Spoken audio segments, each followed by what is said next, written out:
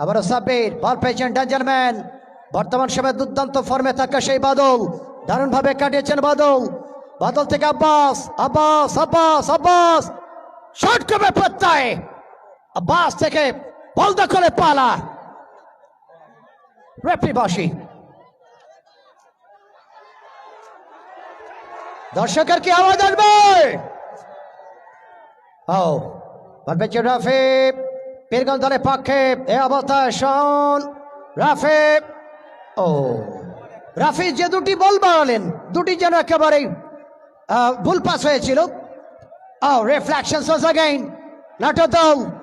ভুল পাস থেকে স্টপারে মন্নুর বাধা, বল পেয়েছে রিফাত, ভুল পাস। লেফট উইং আরো একবার বল পেয়েছেন dangerman Badal, team captain RS football academy নাটোরের কাঁচা গোল্লা।